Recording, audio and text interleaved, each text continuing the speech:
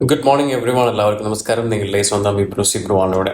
അപ്പോൾ നമ്മൾക്കറിയാം, നമ്മളുടെ +1 +2 റിസൾട്ടൊക്കെ കഴിഞ്ഞ് കുട്ടികളെല്ലാം ഇങ്ങനെ ആപ്ലിക്കേഷൻസ് കൊടുത്തുകൊണ്ടിരിക്കുകയാണല്ലേ. പിന്നെ എന്താ പറയുക, +1 ആണെങ്കിലും അതുപോലെ തന്നെ ഡിഗ്രിക്ക് വേണ്ടിയിട്ടുള്ള കുട്ടികളാണെങ്കിലും ഇപ്പോൾ ഏതെടുക്കണം എന്നുള്ള പലർക്കും കൺഫ്യൂഷൻസും കാര്യങ്ങളൊക്കെ ഉണ്ടാവും. പക്ഷെ പലവരും ചെയ്തിരിക്കുന്ന ഒരു കാര്യം എന്താണെന്ന് പറയുക, എൻ്റെ സുഹൃത്ത് സയൻസ് എടുക്കുന്നത് കൊണ്ട് ഞാൻ സയൻസ് എടുത്തു, എൻ്റെ ഫ്രണ്ട് കൊമേഴ്സ് എടുക്കുന്നു അതുകൊണ്ട് ഞാനും കൊമേഴ്സിലേക്ക് പോകുന്നു.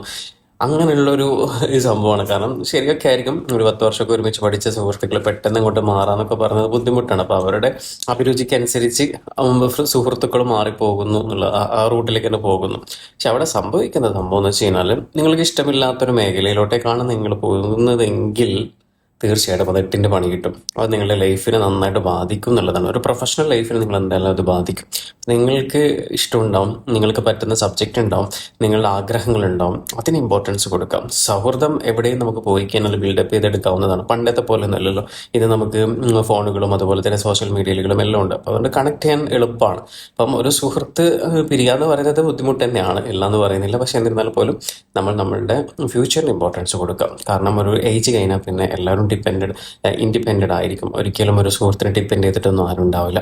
പിന്നെ നമ്മളെ ഡിപ്പെൻഡ് ചെയ്തിട്ടായിരിക്കും നമ്മുടെ ഫാമിലീസ് ഉണ്ട്. അപ്പോൾ അവരെ നന്നായിട്ട് ടേക്ക് കെയർ ചെയ്യണമെങ്കിൽ നല്ലൊരു പ്രൊഫഷണൽ ആവണം, നല്ലൊരു ജോബ് ഉണ്ടാവണം, നല്ലൊരു ഏണിങ്സ് ഉണ്ടാവണം. അപ്പോൾ എല്ലാവർക്കും all the very best. Thank you.